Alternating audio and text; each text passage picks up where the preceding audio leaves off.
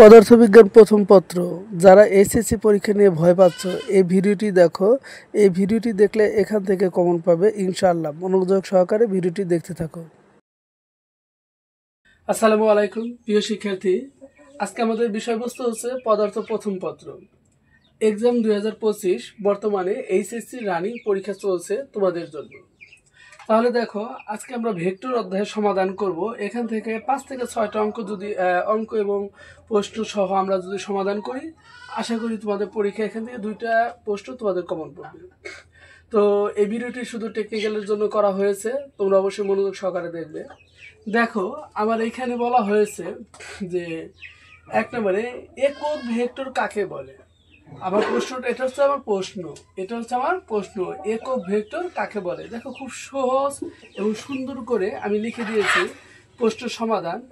ভেক্টরের মান 1 একক হলে তাকে একক ভেক্টর বলে। অর্থাৎ ভেক্টরের মান যদি 1 একক হয় তাহলে তাকেই একক ভেক্টর বলে। তাহলে আমাদের এই প্রশ্নের অ্যান্সার এতটুকু শুধু।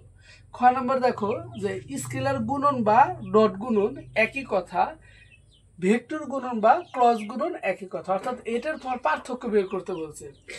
এই প্রশ্নটা কি বলছে, যে স্কেলার গুণন বা ডট গুণনের পার্থক্য বের করো। তাহলে দেখো, এর অ্যান্সারটা কি আমি ছোট করে লিখে দিয়েছি খুব সহজভাবে, যে এটি হচ্ছে যে আমরা স্কেলার গুণন আমরা লিখতে পারি এটি স্কেলার রাশি। আমরা ভেক্টর গুণনের ক্ষেত্রে লিখতে পারি এটি একটি ভেক্টর রাশি। তারপরে আমরা লিখতে পারি ডট গুণন বিনিময় সূত্র মেনে চলে, আর ভেক্টর গুণন কি বিনিময় সূত্র মেনে চলে না। এবং 3 নাম্বার আমরা লিখতে পারি ভেক্টর দুইটি লম্ব হলে গুণফল 0 হয়। আর ভেক্টর পরেরটার ক্ষেত্রে আমরা লিখতে পারি পরস্পর সমান্তরাল হলে গুণফল 0 হয়। দেখো, মাত্র 3টি এবং খুব ছোট করে আমি লিখে দিয়েছি তোমাদের সুবিধার জন্য। এখন দেখো, তারপরে গ নাম্বার আমাদের যে অঙ্ক দেওয়া আছে, অঙ্ক আমার বলছে এ ভেক্টরের একক ভেক্টর নির্ণয় করো। অর্থাৎ দেখবা উদ্দীপকে তোমাদের এ ভেক্টরের মান দেওয়া আছে। আমি এখানে মান উঠিয়ে নিয়েছি। যখন দেওয়া আছে এ ভেক্টর সমান 9i vector plus J vector minus 6k vector. এখন যেহেতু আমাকে একক ভেক্টর নির্ণয় করতে বলছে, আমরা জানি একক ভেক্টরের সূত্র হলো এ ভেক্টর এবং মডুলাসের ভিতরে বা মোডের ভিতরে থাকবে এ ভেক্টর। এটা হচ্ছে একক ভেক্টরের সূত্র। তাহলে আমরা কি করব, প্রথমে লিখব যে এ ভেক্টরে একক ভেক্টরের মান নির্ণয়, এটা হচ্ছে প্রশ্ন। তাহলে আমরা লিখলাম, সমাধান করি। দেওয়া আছে এ ভেক্টর সমান, এটা আমরা উঠিয়ে নিব উদ্দীপক থেকে। তারপর আমরা এটাকে মডুলাসের ভিতরে রাখবো। আমরা জানি যে মডুলাসের ভিতরে রাখলে সেটাকে আমাদের রুট করতে হয়। তার মানে এখানে যে মান আছে সেই মানটাকে আমরা কি করব, রুট করব। তাহলে দেখো, প্রথমে আমাদের আয়ের সহগ, আয়ের মান কত দেওয়া আছে 9। এই 9টাকে আমরা বর্গ করব, প্লাস সূত্র অনুযায়ী জের কোনো সহগ নাই, তার মানে জের মান কত 1, তাকে আমরা বর্গ করব। এখানে দেখো সূত্র অনুযায়ী প্লাস, এখানে -6 আছে, আমরা -6 নিলাম, তার উপরে বর্গ করব আমরা। এখন দেখো, আমরা জানি 9 রে বর্গ করলে কত হয় 81, 1 রে বর্গ করলে 1ই হয়, 6 রে বর্গ করলে 36 হয়। কিন্তু অনেকের মনে প্রশ্ন থাকতে পারে তোমাদের, যে এইখানে মাইনাস চিহ্ন দেওয়া, আমরা এখানে কেন প্লাস দিলাম। দেখো, এখানে মাইনাস চিহ্ন থাকলেও এই উপরে 2 এটা জোড় সংখ্যা, উপরে যদি কখনো জোড় সংখ্যা থাকে তাহলে এই মাইনাসের কোনো ভ্যালু থাকে না, তাই আমরা এখানে কি দিয়েছি, প্লাস চিহ্ন দিয়েছি। এখন তোমরা নর্মালি ক্যালকুলেটর ইউজ করে এটা সঠিকভাবে তুমি কি করবে, যোগ করে একটা রেজাল্ট তোমার আসবে। আসার পর আমরা লিখবো সুতরাং একক ভেক্টর। যেহেতু আমাকে প্রশ্নে চেয়েছে একক ভেক্টর, তাই আমরা লিখলাম একক ভেক্টর। এখন দেখো, এ ভেক্টর এবং এ ভেক্টর মোডের ভিতরে আছে, সূত্র লিখলাম। আমরা এ ভেক্টর মান জানি কোনটা, এটা হচ্ছে আমাদের এ ভেক্টরের মান। দেখো, এটা হচ্ছে আমাদের কার মান, এ ভেক্টরের মান। এই মানটা কিন্তু আমার উদ্দীপকে দেওয়া থাকবে, তাই আমরা এই মানটা এখানে বসিয়ে দিলাম। এবং দেখো, নিচের যে এ ভেক্টর মডুলাসের ভিতরে আছে সেটা কিন্তু মান আমরা বের করেছি এই মানটা, তাই আমরা এই মানটা এখানে বসিয়ে দেব। দেখো, অ্যান্সার শেষ। এখন তোমাদের আবারও বলতেছি, এই যে অঙ্ক আমি এই ভিডিওতে তোমার ভেক্টরের সমস্ত অঙ্কগুলি সমাধান করে দেব, 6টা অঙ্ক। এই অঙ্ক থেকে তোমাদের পরীক্ষায় এবার এইচএসসি এক্সাম, এই যে তোমাদের এইচএসসি পরীক্ষা হবে তোমাদের 2025 সালে, এই ভেক্টরের ওই অধ্যায় থেকে 2টি অঙ্ক তোমরা পাবে। তাই মনোযোগ সহকারে প্রত্যেকটা ভিডিও না টেনে তোমরা দেখতে থাকো। এবং এই ভিডিওটি তোমরা যখন লিখবে অবশ্যই কি করবে, একটি স্ক্রিনশট দাও, স্ক্রিনশট দিয়ে এই প্রশ্নটা তুমি লিখে নাও, তাহলে তোমার সুবিধা হবে। আগে মনোযোগ সহকারে ভিডিওটি দেখো, তারপর স্ক্রিনশট দাও, স্ক্রিনশট দিয়ে এই প্রশ্নের উত্তরগুলি লিখে নাও। তো আমি এখানে গ নাম্বার পর্যন্ত অঙ্ক করেছি, ঘ নাম্বারটা আমি করাবো না, আমরা পরের অঙ্কে যাব। ধন্যবাদ সবাইকে। মিজান একাডেমির পক্ষ থেকে আবারও সবাইকে স্বাগতম। এখন আমরা 2 নম্বর প্রশ্ন উত্তর সমাধান করব। দেখো 2 নম্বর প্রশ্ন, কতে আমার লিখেছে ভেক্টর দ্বয়ের যোগের সামান্তরিক সূত্র। আমি এক লাইনে সংক্ষিপ্তভাবে তোমাদের লিখে দিয়েছি যে বিন্দুতে ভেক্টর দ্বয়ের লব্ধির মান ও দিক নির্দেশ করে তাকে ভেক্টর যোগের সামান্তরিক সূত্র বলে। দেখো খ নাম্বার আমার উদ্দীপকে একটি চিত্র দেওয়া আছে, সেই চিত্র থেকে আমি তোমাদের প্রশ্ন তো লেখা সম্ভব নয়, এই কারণে আমি খ নাম্বারটা দেখো লিখেছি উদ্দীপকের আলোকে ভেক্টর দ্বয়ের লব্ধির মান ও দিক নির্ণয় করতে বলছে। তাহলে আবার সলিউশন অ্যান্সারটা হবে কি, লব্ধির মান আর সমান root P square plus Q square plus 2p/q cos alpha, এটাকে আলফা বলা হয়, এবং লব্ধির দিক tan theta equal to Q sine alpha by P plus Q cos alpha. আবার খ নাম্বারের অ্যান্সার শেষ। এখন দেখো গ নাম্বার যে অঙ্ক নিয়ে সবাই ভয় পায়, গ নাম্বারের অঙ্কটি আমি সুন্দরভাবে তোমাদের করে দিয়েছি। আশা করি তোমরা মনোযোগ সহকারে অঙ্কটি বুঝলে এটা তুমি দিতে পারবে। গ নাম্বার আসলে মুখস্থ করার কোনো বিষয় না, বুঝতে হবে। তাই আমরা চলো গ নাম্বারটা বুঝি। গ নাম্বার আমার ডাকে পি এবং কিউর মান দেওয়া আছে, এবং এখানে বলছে কি পি ভেক্টর এবং কিউ ভেক্টর দ্বয়ের মধ্যবর্তী কোণের মান নির্ণয় করতে বলছে। চলো আমরা কোণের মানটি নির্ণয় করে ফেলি। তাহলে আমরা কিভাবে লিখব, প্রথমে আমরা লিখব দেওয়া আছে পি ভেক্টরের মান আমার দেওয়া আছে, আমি উঠিয়ে নেব, এবং কিউ ভেক্টরের মান আমি উদ্দীপক থেকে উঠিয়ে নেব। এরপর লিখব আমরা জানি P vector dot Q vector equal to P Q cos theta.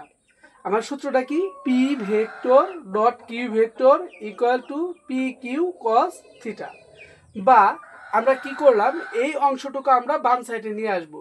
তাহলে পি কিউ কস থিটা, যেহেতু আমার থিটার মান বের করতে বলছে, তাই আমরা এই অংশটাকে বাম সাইডে নিয়ে আসবো, ইকুয়াল টু এটা আমরা ডাইন সাইডে নিয়ে গেলাম। তারপরে কি করছি আমরা, দেখো কস থিটাটা রেখে দিয়েছি, পি কিউটা আমরা এটা নিচে দিয়ে দিয়েছি। আমরা জানি এদিক থেকে গুণ থাকলে ওদিকে ভাগ হয়। এখন আসো আমরা পি ভেক্টর ডট কিউ ভেক্টরের মানটা আগে বের করে নিই, কারণ আমার এখানে অঙ্কটা সলিউশন করতে গেলে আমার P vector Q vector P Q এর মান প্রয়োজন। তারপরে মানগুলি বের করে বসিয়ে দিলে হয়ে যাবে। তাহলে পি ভেক্টর কিউ ভেক্টরের মান, পি ভেক্টরের মান আমরা উদ্দীপক থেকে উঠাবো, কিউ ভেক্টরের মান আমরা উদ্দীপক থেকে উঠাবো। এই যে দুইটা মান আমি উঠিয়েছি। এখন আমরা কি করব, দেখো আমাদের ডট গুণনের নিয়ম হচ্ছে এই আই এখানে মিলাবো, আমরা আই আছে, এইখানে কি আছে আই আছে, তার মানে এটা সহগ দ্বারা আমরা এটা সহগকে কি করব, গুণ করব। তাহলে দেখো তুমি এখানে আই এর সাথে কোনো সহগ নেই, তার মানে আমরা কি ধরি 1, এবং এখানে দেখো আই এর সাথে কত আছে 2, তার মানে এখানে 1 দ্বারা এই 2 এর গুণ করলে কি হয়, আমাদের 2 হয়। আচ্ছা এখানে প্লাস আছে, আমরা প্লাস দেবো। দেখো যে সহগ কত আছে 2, আর এখানে যে সহগ আছে কত 2, তার মানে এই 2 দ্বারা আমরা এই 2 কে গুণ করব। তাহলে 2 দ্বারা 2 এর গুণ করলে কত হয় 4, প্লাস এখানে কে এর কোনো সহগ নাই, এখানেও কে এর কোনো সহগ নাই, তার মানে কি 1 দ্বারা 1 এর গুণ করলে 1ই হয়। এখন এই তিনটাকে আমরা যোগ করব, 2 4 6 যোগ করলে কত হয়, আমাদের 7 হয়। এখন দেখো তাহলে এটার মান তো আমরা বের করে নিয়েছি, তাহলে এই মানটা বের করলে তো আমাদের অঙ্ক শেষ। এখন আমরা দেখো এই বাম সাইডে ডাইন সাইডে আমরা করে দিয়েছি পি ভেক্টর এর মান আমরা উঠাবো। আমরা জানি পি ভেক্টরের মান আমরা রুট দিয়ে বের করে নেব। তাহলে দেখো আমরা কি করলাম, এইখানে আমরা পি ভেক্টরের মান আমরা বের করার জন্য এই যে পির মানটা আছে, পির মান কত দেওয়া আছে, এখানে 1, এখানে দেওয়া আছে 2, এই এর মান কোনো কিছু না, মানে 1, এটাকে আমরা বর্গ করব। তাহলে 1 square plus 2 square plus 1 square. আমি জানি যে তোমরা এটা বর্গ করে এটা বের করতে পারবে। এখন কিউ ভেক্টরের মান সেম একই রকম ভাবে, এখানে 2 আছে 2 রুট স্কোয়ার, এখানে 2 আছে 2 রুট স্কোয়ার, এখানে কি এর মান কিছুই নাই, মানে 1 এর উপর স্কোয়ার দেবো আমরা। এখন দেখো আমরা এটা বর্গ করলে 2 দুগুণে 4, 2 দুগুণে 4, একের বর্গ করলে একই হয়, যোগ করলে আমরা 9 পাই, আর 9 এর রুট করলে আমরা 3 পাই। তাহলে দেখো এখানে আমরা এই অংশটুকু আমরা উঠিয়ে নিলাম, cos থিটা সমান P vector Q vector by P Q. তাহলে দেখো আমরা এখানে থিটা রাখলাম, কারণ আমাকে মান বের করতে বলছে কার, থিটার মান বলছে, আবার যে কোণ নির্ণয় করো, মানে থিটার সমান কত। তাহলে থিটা ইকুয়াল টু কজ দেখো এদিকে আছে, আমরা ডাইন দিকে যদি নিয়ে যাই তাহলে কজের উপরে একটা -1 লিখতে হবে, অর্থাৎ আমরা যদি বলি কজ ইনভার্স 1 আমরা এটাকে বলতে পারি।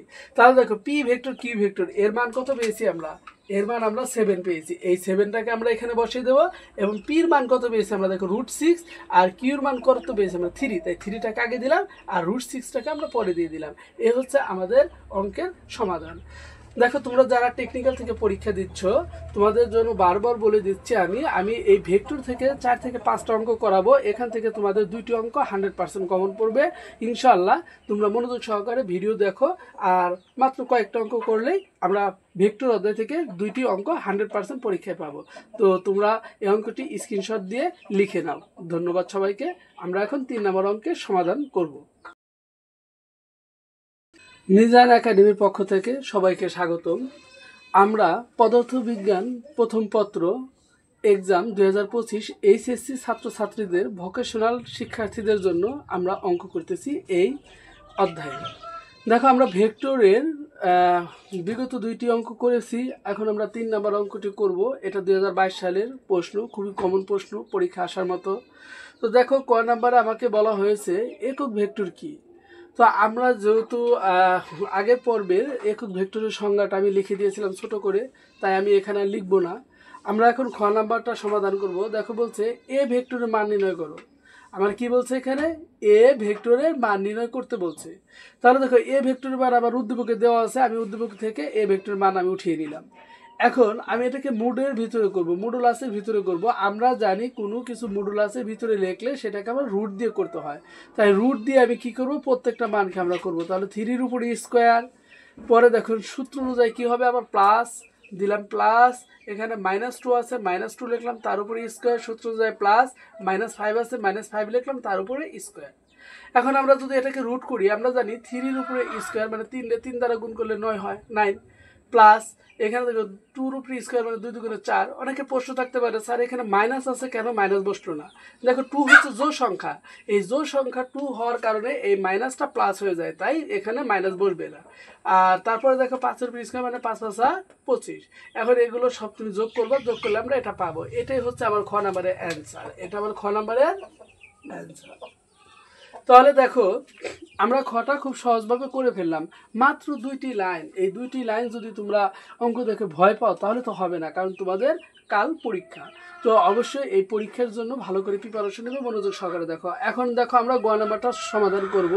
আমরা 2 নম্বর অঙ্কে যে অঙ্কটা করেছি সেম একই নিয়মের অঙ্ক, ওইখানে আমার কি ভেক্টর দ্বয়ের মধ্যবর্তী কোণ নির্ণয় করতে বলছে। ভেক্টর দ্বয়ের মধ্যবর্তী কোণ নির্ণয় করো। তাহলে দেখো যে ভেক্টর দ্বয়ের মধ্যবর্তী কোণ নির্ণয় আমরা আগে 2 নম্বর অঙ্কটাও করেছি, তবে ওইখানে আমরা পি আর কিউ এর মান বসিয়ে করেছি। তো দেখো সেম একই অঙ্ক। তো এখানে আমরা কি করি, তুমি আগেরটা নিয়মে এই অঙ্কটা করতে পারো, এইভাবেও করতে পারো, তোমাদের কাছে যেটা সহজ মনে হয় সেভাবে করবে। দেখো দেওয়া আছে, প্রথমে আমি এ ভেক্টরের মানটা আমি উঠালাম, বি ভেক্টরের মান আমি উদ্দীপক থেকে উঠাবো। তারপরে আমি কি করেছি, এ ভেক্টর এবং বি ভেক্টর ডট গুণনটা আমি করে নিলাম এখানে। তো A vector B vector dot গুণন, তাহলে এর মান আমি বসিয়েছি এবং বির মান আমি বসিয়েছি। আমরা আগেও অঙ্ক করেছি যে ভেক্টরের গুণ করার জন্য আমরা কি করব, আয়ের শক কত আছে এখানে দেখো 3, এখানে আয়ের শক কত আছে 2, তার মানে এই 3 দ্বারা এই 2কে গুণ করব। তাহলে 3 দ্বারা 2 কে গুণ করলে কত হয় 6। এখানে দেখো আছে মাইনাস, এই যে এখানে কি আছে প্লাস, প্লাস মাইনাসে মাইনাস, তাহলে এই 2 দ্বারা এই এর মান কিছুই না মানে 1, 1 দ্বারা 2 গুণ করলে 2 হয়। এখানে দেখো মাইনাস, এখানে আছে প্লাস, প্লাস মাইনাসে মাইনাস। এই 5 দ্বারা এই 4কে আমরা গুণ করব, তাহলে আমরা জানি 5 দ্বারা 4কে গুণ করলে 20 হয়। এখন দেখো এখানে 6 তো প্লাসে, তার আগে কোনো চিহ্ন নাই মানে কি প্লাসে, তাহলে 6, এটা আমি চিহ্ন দেবো মাইনাস, বাট করবো কি যোগ, তাহলে 20 আর 2 যোগ করলে 22 হয়, এটা থেকে বিয়োগ করবো 16 হবে। আর তোমরা এই এক লাইন না করলেও চলবে, এই লাইনের পরে সরাসরি -16 তুমি ক্যালকুলেশন করে বসাই দিতে পারো। তো আশা করি তোমরা এটা এই অংশটুকু বুঝতে পেরেছো। তাহলে দেখো পরে আমরা লিখবো, কিন্তু এ সমান আমরা মুড দিয়েও লিখতে পারি। তো এই মানটা কিন্তু আমরা খ হতে পাই বের করেছি, তাই আমি করলাম না, আমি খ থেকে লিখলাম যে এ রুট সমান কত 38 আমরা পেয়েছি, এটা লিখে দিলাম খ হতে পাই। কিন্তু বি মান তো আমরা তো পাই নাই খ থেকে, তাই বির মানটা আমি বের করে নেব। তাহলে বি মডুলাসের ভিতরে লিখলে সেটাকে রুট করতে হয়। বির মান কোথায় এবার দেখো তো, এই যে বির মান, এখানে 2, এখানে 1, এখানে হলো 4। তাহলে 2 এর উপরে স্কোয়ার, পরেরটা 1 এর উপরে স্কোয়ার, পরেরটা কি আছে 4 আছে, মানে 4 এর উপরে স্কোয়ার। এখন দেখো এটাকে আমরা যদি বর্গ করে যোগ করি তাহলে 21 আমরা পাবো। আর যেহেতু তোমরা ম্যাথ পরীক্ষা দিচ্ছ, আমার ম্যাথ পরীক্ষায় যে সাজেশন থেকে সব তোমাদের কমন পড়েছে, আর আশা করি ফিজিক্স এই পদার্থটাও তোমাদের কমন পড়বে। তো এই অঙ্কগুলি আমরা ম্যাথেও করেছি, তাই আমি ডিটেলস বললাম না। তো চলো শেষ আমরা করে দিই অঙ্কটা। তাহলে লিখবো কি, আমরা জানি। তাহলে আমরা জানি সূত্রটা কি, আমরা জানি A vector dot B vector equal to A B cos theta. তাহলে দেখো আমি এই পক্ষান্তর করলাম, মানে এই পুরো অংশটুকু আমি এই সাইডে আনলাম আর এটাকে আমি এই দিকে আনলাম। কেন করলাম, কারণ আমার থিটার মানে প্রয়োজন, থিটা তো এখানে আছে, তাই সম্পূর্ণটুকু আমি এখানে নিয়েছি এবং এটাকে আমি এখানে নিয়েছি। আমি কস থিটা রেখে দিয়েছি, এ বি কি ডাইন কোণে গেলে নিচে বসে, শুধু থিটা রেখে দিলাম। তাহলে কস, আমরা জানি কস ডাইন কোণে গেছে, এই জন্য -1 হয়েছে, সেম আগের অঙ্ক। এখন আমরা কি করেছি দেখো, এ ভেক্টর এবং বি ভেক্টর এই মানটা আমরা কোথায় পেয়েছি, এ ভেক্টর বি ভেক্টর মান কত -16, আমরা বসিয়ে দিলাম। এ এবং বি এর মান পেয়েছি আমি এটা, এবং বির মান আমি পেয়েছি এইটা। এটা হচ্ছে আমাদের অ্যান্সার। মিজান একাডেমির পক্ষ থেকে আবারও সবাইকে স্বাগতম। এখন আমরা 4 নাম্বার প্রশ্নটি সমাধান করব। আমি আবারও বলতেছি, এই ভিডিওতে যতগুলো ভেক্টরের অঙ্ক করাবো, এই অঙ্কগুলো শুধু যারা এবার ভোকেশনাল থেকে পরীক্ষা দিচ্ছ 2025 সালে এইচএসসি তাদের জন্য। তো চলো আমরা 4 নম্বর সমাধানটি করি। দেখো ক নম্বরে বলা আছে ভেক্টর যোগের সামান্তরিক সূত্র। এটা আমরা 2 নম্বর প্রশ্নের সমাধান করেছি, তাই এখানে আমরা লিখবো না, ওখানে সংক্ষিপ্ত আকারে লেখা আছে 2 নম্বর ভিডিওতে 2 নম্বর প্রশ্নে। খ নম্বর বলছো ডট গুণন ও ক্রস গুণনের পার্থক্য, এটা আমরা 1 নম্বর প্রশ্নের সমাধান করেছি, তাই এটা আমরা এখানে লিখছি না। তোমরা একটু কষ্ট করে প্রিভিয়াস ভিডিওগুলি দেখো। এবং গ নম্বরে দেখো ভেক্টর দ্বয়ের মধ্যবর্তী কোণ নির্ণয় করো। আমরা এই 3 নাম্বার 2 নাম্বার 3 নাম্বারেও আমরা ভেক্টর দ্বয়ের মধ্যবর্তী কোণ নির্ণয় করেছি। আমি তারপরে এটা করে দিলাম। দেখো একই নিয়ম, আমরা যদি কোণ নির্ণয়ের সিস্টেমটা জানি তাহলে আমাদের কোনো সমস্যা হবে না। যখনই আমাদের কোনো কিছু কোণ নির্ণয় করতে বলবে ভেক্টরের, তখন আমরা কি করব, ওই মানটা ওঠাবো। কোথায় পাবো, উদ্দীপকের মান দেওয়া আছে, তাহলে পির মান এবং আমরা কিউর মানটা উঠিয়ে দিলাম। এখন আমরা কি করব দেখো, প্রথমে আমরা কি করব, পি আর কিউকে আমরা ডট গুণন করবো, তাহলে পি ডট কিউ। তাহলে পির মানটা আমরা এখান থেকে উঠাবো এবং কিউর মান আমরা এখান থেকে উঠাবো। এখন দেখো আমরা জানি ডট গুণন কিভাবে করতে হয়, আমরা জানি এই আয়ের সহগ দ্বারা এই আয়ের সহগকে গুণ করতে হবে। তাহলে দেখো এখানে আয়ের সহগ কত 2, এই 2 দ্বারা আমরা 5কে গুণ করি, কত হয় 10। এখানে দেখো প্লাস, এখানে মাইনাস, প্লাস মাইনাসে মাইনাস, আয়ের সহগ এখানে যে সহগ 1 দ্বারা 4কে গুণ করলে 4ই হয়। এখানে দেখো মাইনাস, এখানে আছে হলো প্লাস, প্লাস মাইনাসে মাইনাস, 2 দ্বারা 1কে গুণ করে 2 অক্ষে 2। আমরা যোগ বিয়োগ করলে এটা কত পাই, 4 পাই। আরেকটা বিষয় দেখো, তোমাদের কিন্তু যারা গাইড থেকে অঙ্ক করবে এই অঙ্কটা বিশেষ করে গাইডে কিন্তু এই অঙ্কটা ভুল দেওয়া আছে, তাই অবশ্যই তোমরা এখান থেকে সঠিকভাবে করো। আর গাইডের মানটা ভুল দেওয়া আছে, অঙ্ক আসলে ওইভাবে ভুল দেওয়া আমি বলি নেই, মানে গাইডের যে মানটা দেওয়া আছে সেটা ভুল, তবে তুমি এই অঙ্কটা দেখো সঠিকভাবে করা আছে এখানে। তো যাই হোক, আমরা পির মান, তারপর পির মান করবো। পির মান আমরা মডুলাসের ভিতরে যদি রাখি, আমরা জানি পির মান মডুলাসের ভিতরে করলে সেটা রুট দিয়ে করতে হয় এবং পির মানকে বর্গ করতে হয়। তাহলে পির মান 2 আছে, এখানে 1 আছে, এখানে -2 আছে, আমরা এটা লিখলাম 2 এর উপর স্কোয়ার, 1 এর উপর স্কোয়ার এবং 2, এখানে -2 আছে, তুমি এখানে করার সময় এখানে মাইনাস দিয়ে করবা, এখানে -2 দিয়ে রাখবা। এখন দেখো তারপর কি 2 এর উপর স্কোয়ার মানে কত হয় 4, আর 1 এর উপর স্কোয়ার করলে 1ই হয়, আর -2 এর উপর স্কোয়ার করলে 4ই হয়। যোগ করলে আমরা 9 পাইবো, এটাকে রুট করলে আমরা 3 পাই। কারণ আমি এটা দ্রুত গতিতে করতেছি এই কারণে, কারণ তোমরা 3 নাম্বার 2 নাম্বারের অঙ্কগুলি দেখেছো, আশা করি এটাও তুমি বুঝতে পারবা, একই রকম একই নিয়ম। তাহলে কিউটাকে আমরা কি করলাম, মডুলাসের ভিতরে রাখলাম, কিউর মানটাকে আমরা বর্গ করে দেবো। কোথায় কিউর মান, এই দেখো 5 4 1, এটাকে আমরা বর্গ করে দিলাম। বর্গ করলে আমরা যে মানটা পাবো, আশা করি তোমরা এটা পারবে। এখন আসলে আমরা জানি আমরা কি লিখবো, P Q cos theta equal to P vector into dot Q vector, এটা সূত্র আমাদের। তাহলে আমরা কস থিটা রাখলাম, এই পি কিউটাকে আমরা ডাইন কোণে নিয়ে গেলাম। এখন দেখো কিউ যদি আমি এখানে রাখি, তাহলে কস ডাইন দিকে চলে গেলে কি হয়, উপরে -1 হয়, এটার উপরে দিবে, যদি সাথে দাও তাহলে কাটা দেবে। এখন দেখো পি ভেক্টর এবং কিউ ভেক্টর, পি ভেক্টর আর কিউ ভেক্টর মান কোথায় পেয়েছি আমরা, দেখো 4 পেয়েছি, তাই 4 আমি উপরে দিলাম, পির মান পেয়েছি আমি শুধু 3 এবং দেখো পরে কিউ আছে, এই কিউ এর মান আমি পেয়েছি √42, আমি √42 দিলাম। এটা তুমি ক্যালকুলেশন করে যদি রেজাল্ট বের করো তাও হবে, অথবা তুমি যদি এটা করতে না পারো, ক্যালকুলেটর না থাকে, তাহলে তো আর কিছু করার নাই, সেই মুহূর্তে তুমি এইভাবেই রেখে দিবা, তাও তোমার হবে। আবারও নতুন একটি পর্বে সবাইকে স্বাগত।